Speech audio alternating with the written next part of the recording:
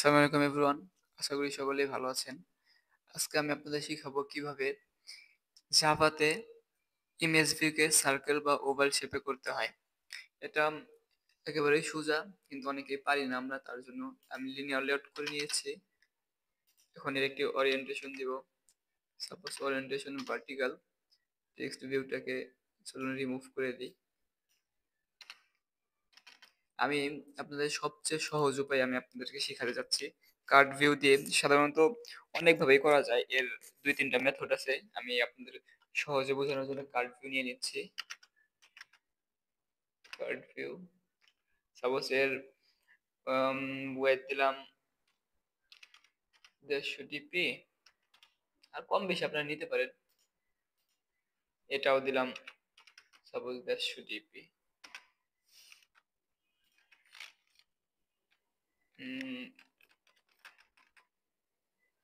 আর পরবর্তীতে সবকিছু দিব। আগে ইমেজটা সিলেক্ট করে নিই। আমি ড্রবলে ইমেজ নিয়ে আসছি। আশা করি আপনারা ইমেজ কিভাবে আনতে হয় সেটি জানেন। Match parent, high to match parent, close করে দিলাম। সোর্স, আমি এটা সার্কেল ইমেজ নামে সেভ করছিলাম, সার্কেল ইমেজ চলে আসছে। এখন এই জায়গা আমি সেন্টার ক্রপ করে দিই স্কেল টাইপ, তাহলে আর একটু দেখতে ভালো লাগবে। সেন্টার ক্রপ, এইখানে হচ্ছে বিষয়। কার্ড ভিউ দিয়ে করলে একটা সুবিধা আছে কি, মানে পিছনের ব্যাকগ্রাউন্ডটা শ্যাডো করা যায়, তো দেখতে আরো সুন্দর লাগে। এখন কার্ড রেডিয়াস নামে একটি অপশন আছে, এটি দিয়ে দেবো, কার্ড কর্নার রেডিয়াস। এখন হচ্ছে বিষয়, আপনি যত রেডিয়াস গোল করতে চান তত রেডিয়াস দিবেন। সাপোজ আমি ২০০ ডিপিতে, দেখছেন গোল হয়ে গেছে।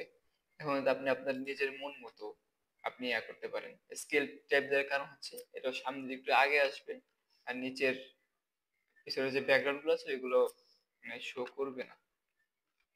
দেখেছেন, এটা করতে ইজি। আরো অনেক উপায় আছে, পরবর্তীতে হয়তো বা দেখাবো। এটা ১০০ ডিপি করে দিই, ওয়েটটা ১০০ ডিপি করে দিই। দেখছেন, এটা গ্রাভিটিটা সেন্টার দিয়ে দেখতে হয়তো বা সুবিধা হবে। সেন্টার, মার্জিন টপ দিয়ে দিই, মার্জিন টপ 15 ডিপি। এখন আমি যে আগে যে একটা কথা বলছিলাম যে কর্নারের বিষয়টা, কার্ড এলিভেশন, এটা যদি আমরা 50 ডিগ্রি দিই সাপোজ, একটা শ্যাডো, এত সাধারণত দেয় না, 20 এনাফ, মানে দেখতে সুবিধা হয়। আমার তো কিছু ব্যাকগ্রাউন্ড নাই, এর জন্য দেখতে ভালো লাগছে না। তো আজকে এই পর্যন্তই।